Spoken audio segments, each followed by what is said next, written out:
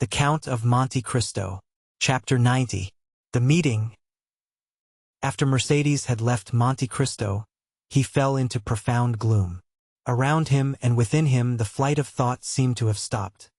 His energetic mind slumbered, as the body does after extreme fatigue. "What?" said he to himself, while the lamp and the wax lights were nearly burnt out, and the servants were waiting impatiently in the anteroom. "What? This edifice which I have been so long preparing, which I have reared with so much care and toil, is to be crushed by a single touch, a word, a breath. Yes, this self, of whom I thought so much, of whom I was so proud, who had appeared so worthless in the dungeons of the Château d'If, and whom I had succeeded in making so great, will be but a lump of clay tomorrow. Alas, it is not the death of the body I regret, for is not the destruction of the vital principle, the repose to which everything is tending, to which every unhappy being aspires. Is not this the repose of matter after which I so long sighed, and which I was seeking to attain by the painful process of starvation when Faria appeared in my dungeon? What is death for me? One step farther into rest, two perhaps into silence. No, it is not existence, then, that I regret, but the ruin of projects so slowly carried out, so laboriously framed.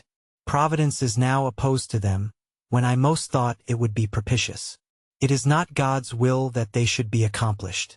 This burden, almost as heavy as a world, which I had raised, and I had thought to bear to the end, was too great for my strength, and I was compelled to lay it down in the middle of my career.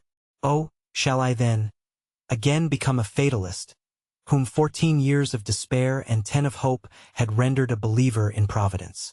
And all this because my heart, which I thought dead, was only sleeping, because it has awakened and has begun to beat again, because I have yielded to the pain of the emotion excited in my breast by a woman's voice. Yet, continued the Count, becoming each moment more absorbed in the anticipation of the dreadful sacrifice for the morrow, which Mercedes had accepted, yet, it is impossible that so noble-minded a woman should thus through selfishness consent to my death when I am in the prime of life and strength. It is impossible that she can carry to such a point maternal love, or rather delirium. There are virtues which become crimes by exaggeration. No, she must have conceived some pathetic scene. She will come and throw herself between us, and what would be sublime here will there appear ridiculous. The blush of pride mounted to the Count's forehead as this thought passed through his mind. "Ridiculous?" repeated he. "And the ridicule will fall on me. I ridiculous? No, I would rather die." By thus exaggerating to his own mind the anticipated ill fortune of the next day, to which he had condemned himself by promising Mercedes to spare her son, the Count at last exclaimed, "Folly, folly, folly! To carry generosity so far as to put myself up as a mark for that young man to aim at. He will never believe that my death was suicide, and yet it is important for the honor of my memory, and this surely is not vanity but a justifiable pride. It is important the world should know that I have consented, by my free will, to stop my arm already raised to strike, and that with the arm which has been so powerful against others I have struck myself. It must be. It shall be." Seizing a pen, he drew a paper from a secret drawer in his desk, and wrote at the bottom of the document, which was no other than his will, made since his arrival in Paris, a sort of codicil clearly explaining the nature of his death. "I do this, oh my God," said he, with his eyes raised to heaven, "as much for thy honor as for mine. I have during 10 years considered myself the agent of thy vengeance, and other wretches, like Morcerf, Danglars, Villefort, even Morcerf himself, must not imagine that chance has freed them from their enemy. Let them know, on the contrary, that their punishment, which had been decreed by Providence, is only delayed by my present determination, and although they escape it in this world, it awaits them in another, and that they are only exchanging time for eternity." While he was thus agitated by gloomy uncertainties, wretched waking dreams of grief, the first rays of morning pierced his windows, and shone upon the pale blue paper on which he had just inscribed his justification of Providence. It was just 5 o'clock in the morning when a slight noise like a stifled sigh reached his ear. He turned his head, looked around him, and saw no one, but the sound was repeated distinctly enough to convince him of its reality. He arose and, quietly opening the door of the drawing-room, saw Haydée, who had fallen on a chair, with her arms hanging down and her beautiful head thrown back. She had been standing at the door to prevent his going out without seeing her, until sleep, which the young cannot resist, had overpowered her frame, wearied as she was with watching. The noise of the door did not awaken her, and Monte Cristo gazed at her with affectionate regret. "She remembered that she had a son," said he, "and I forgot I had a daughter." Then, shaking his head sorrowfully, "Poor Haydée," said he. "She wished to see me, to speak to me. She has feared or guessed something. Oh, I cannot go without taking leave of her. I cannot die without confiding her to someone." He quietly regained his seat, and wrote under the other lines, "I bequeath to Maximilien Morel, captain of Spa-His, and son of my former patron, Pierre Morel, shipowner at Marseilles, the sum of 20 millions, a part of which may be offered to his sister Julie and brother-in-law Emmanuel, if he does not fear this increase of fortune may mar their happiness. These 20 millions are concealed in my grotto at Monte Cristo, of which Bertuccio knows the secret. If his heart is free, and he will marry Haydée, the daughter of Ali Pasha of Yanina, whom I have brought up with the love of a father, and who has shown the love and tenderness of a daughter for me, he will thus accomplish my last wish. This will has already constituted Haydée heiress of the rest of my fortune, consisting of lands, funds in England, Austria and Holland, furniture in my different palaces and houses, and which without the 20 millions and the legacies to my servants, may still amount to 60 millions. He was finishing the last line when a cry behind him made him start, and the pen fell from his hand. "Haydée," said he, "did you read it?" "Oh, my lord," said she, "why are you writing thus at such an hour? Why are you bequeathing all your fortune to me? Are you going to leave me?" "I am going on a journey, dear child," said Monte Cristo, with an expression of infinite tenderness and melancholy. "And if any misfortune should happen to me—" The count stopped. "Well?" asked the young girl, with an authoritative tone the count had never observed before, and which startled him. "Well, if any misfortune happened to me," replied Monte Cristo, "I wish my daughter to be happy." Haydée smiled sorrowfully, and shook her head. "Do you think of dying, my lord?" said she. "The wise man, my child, has said, 'It is good to think of death.'" "Well, if you die," said she, "bequeath your fortune to others, for if you die I shall require nothing." And, taking the paper, she tore it in 4 pieces, and threw it into the middle of the room. Then, the effort having exhausted her strength, she fell, not asleep this time, but fainting on the floor. The count leaned over her and raised her in his arms, and seeing that sweet pale face, those lovely eyes closed, that beautiful form motionless and to all appearance lifeless, the idea occurred to him for the first time, that perhaps she loved him otherwise than as a daughter loves a father. "Alas," murmured he with intense suffering, "I might then have been happy yet." Then he carried Haydée to her room, resigned her to the care of her attendants, and returning to his study, which he shut quickly this time, he again copied the destroyed will. As he was finishing, the sound of a cabriolet entering the yard was heard. Monte Cristo approached the window, and saw Maximilien and Emmanuel alight. "Good," said he, "it was time." And he sealed his will with 3 seals. A moment afterwards he heard a noise in the drawing-room, and went to open the door himself. Morel was there. He had come 20 minutes before the time appointed. "I am perhaps come too soon, Count," said he, "but I frankly acknowledge that I have not closed my eyes all night, nor has anyone in my house. I need to see you strong in your courageous assurance, to recover myself." Monte Cristo could not resist this proof of affection. He not only extended his hand to the young man, but flew to him with open arms. "Morel," said he, "it is a happy day for me, to feel that I am beloved by such a man as you. Good morning, Emmanuel. You will come with me then, Maximilien?" "Did you doubt it?" said the young captain. "But if I were wrong? I watched you during the whole scene of that challenge yesterday. I have been thinking of your firmness all night, and I said to myself that justice must be on your side, or man's countenance is no longer to be relied on." "But Morel Albert is your friend?" "Simply an acquaintance, sir." "You met on the same day you first saw me?" "Yes, that is true, but I should not have recollected it if you had not reminded me." Thank you, Moral. Then ringing the bell once, "Look," said he to Ollie, who came immediately. "Take that to my solicitor. It is my will, Moral. When I am dead, you will go and examine it." "What?" said Moral. "You dead?" "Yes. Must I not be prepared for everything, dear friend? But what did you do yesterday after you left me?" "I went to Tortoni's, where, as I expected, I found Beecham and Chateau Renaud. I own I was seeking them. Why, when all was arranged—" "Listen, Count. The affair is serious and unavoidable. Did you doubt it?" "No. The offense was public, and everyone is already talking of it. Well, I hope to get an exchange of arms, to substitute the sword for the pistol. The pistol is blind." "Have you succeeded?" asked Monte Cristo quickly, with an imperceptible gleam of hope. "No, for your skill with the sword is so well known." "Ah! Who has betrayed me?" "The skillful swordsman whom you have conquered." "And you failed?" "They positively refused." "Moral," said the Count, "have you ever seen me fire a pistol?" "Never." "Well, we have time. Look." Monte Cristo took the pistols he held in his hand when Mercedes entered, and fixing an ace of clubs against the iron plate, with 4 shots he successively shot off the 4 sides of the club. At each shot Moral turned pale. He examined the bullets with which Monte Cristo performed this dexterous feat, and saw that they were no larger than buckshot. "It is astonishing," said he. "Look, Emmanuel."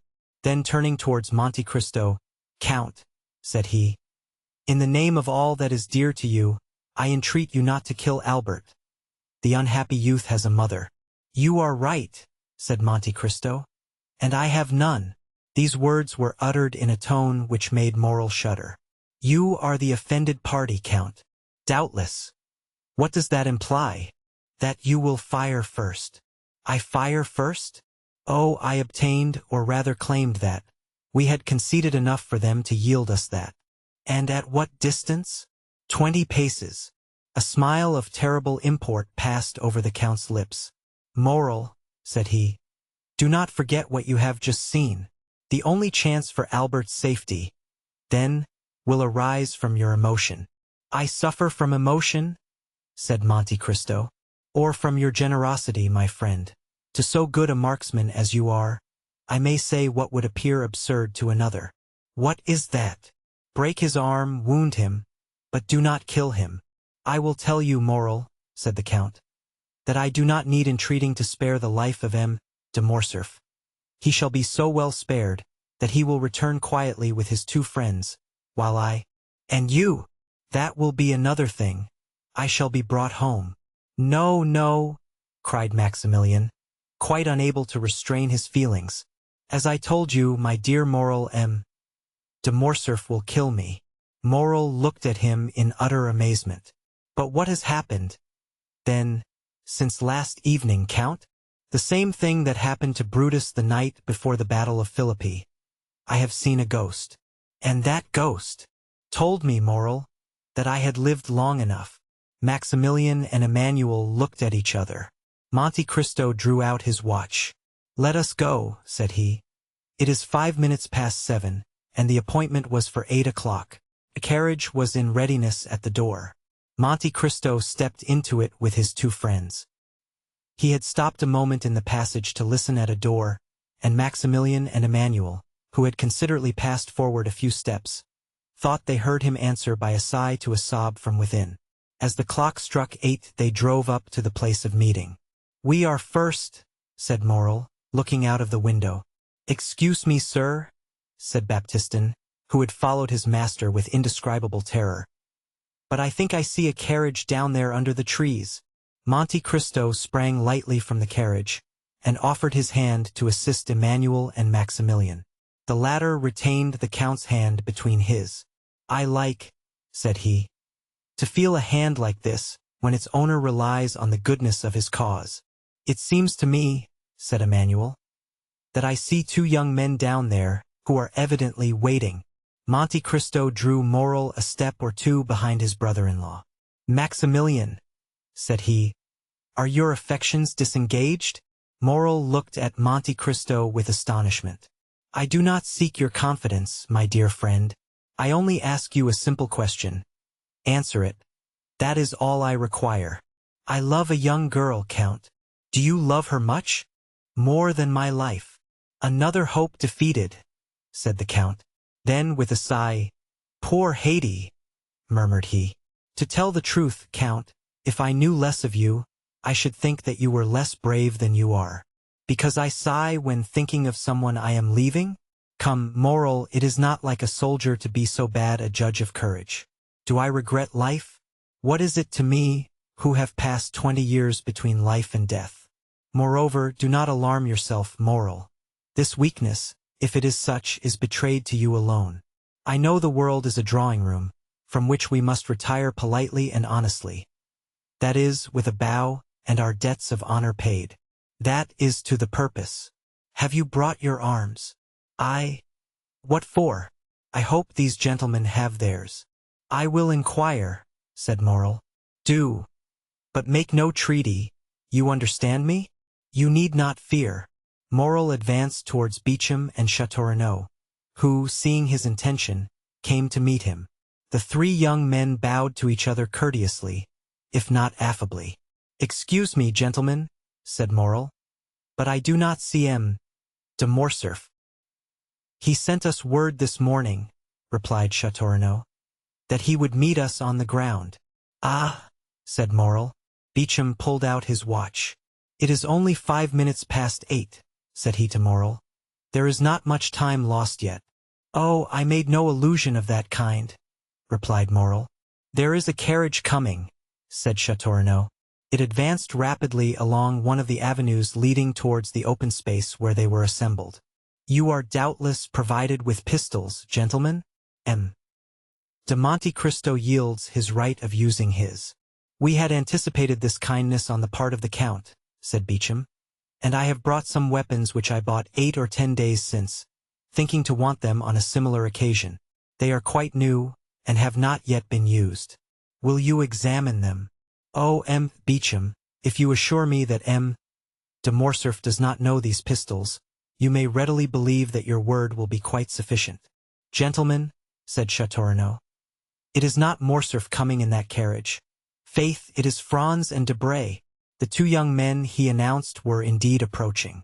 What chance brings you here, gentlemen? Said Châteaurenaud, shaking hands with each of them.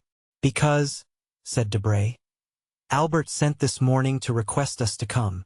Bedtime and Châteaurenaud exchanged looks of astonishment. I think I understand his reason, said Moral. What is it?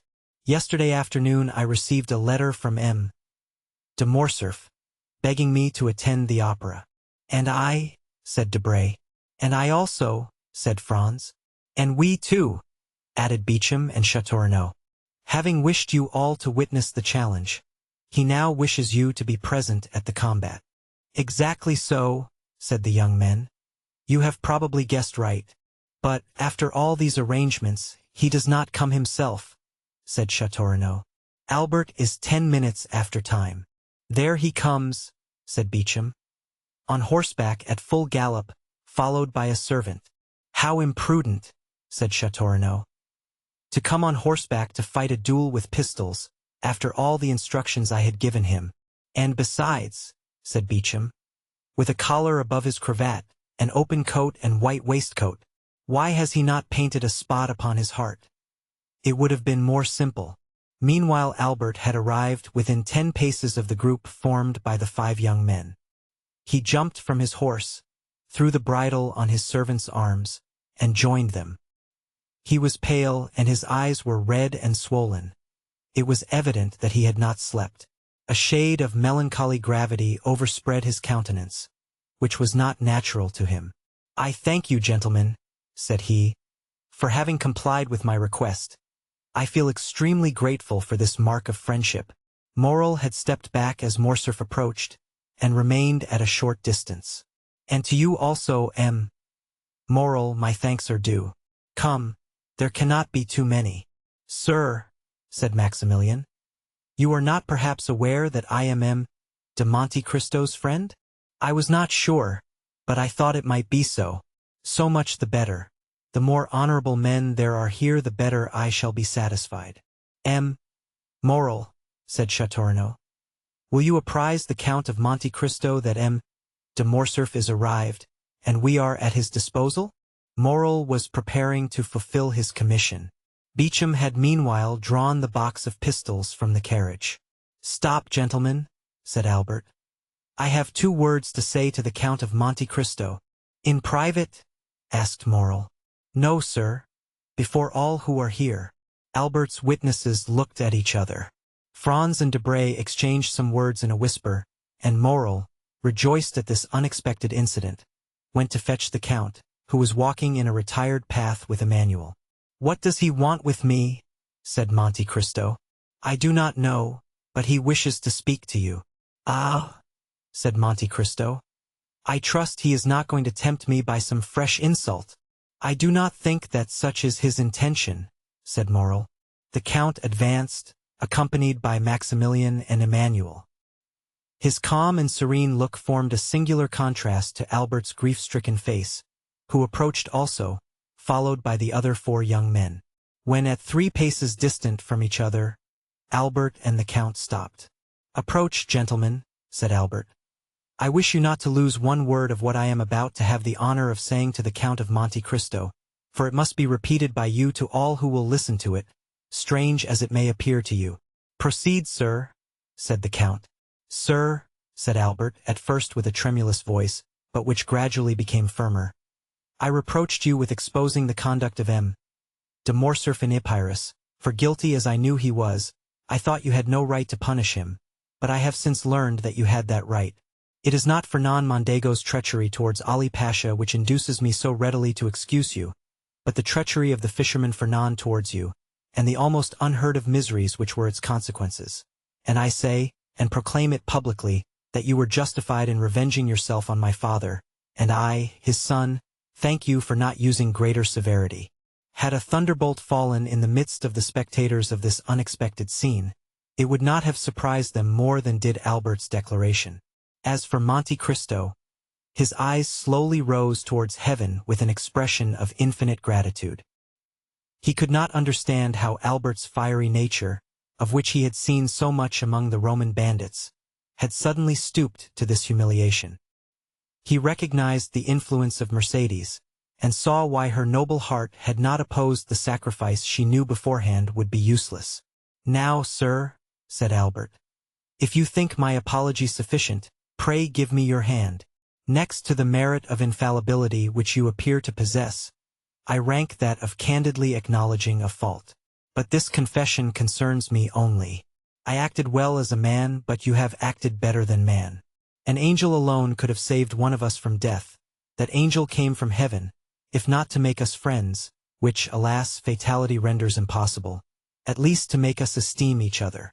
Monte Cristo, with moistened eye, heaving breast, and lips half open, extended to Albert a hand which the latter pressed with a sentiment resembling respectful fear. Gentlemen, said he, de Monte Cristo receives my apology. I had acted hastily towards him. Hasty actions are generally bad ones. Now my fault is repaired. I hope the world will not call me cowardly for acting as my conscience dictated. But if anyone should entertain a false opinion of me, added he, drawing himself up as if he would challenge both friends and enemies, I shall endeavor to correct his mistake. What happened during the night? Asked Beauchamp of Châteaurenaud. We appear to make a very sorry figure here. In truth, what Albert has just done is either very despicable or very noble, replied the Baron. What can it mean? Said Debray to Franz. The Count of Monte Cristo acts dishonorably to de Morcerf, and is justified by his son. Had I 10 Yaninus in my family, I should only consider myself the more bound to fight 10 times.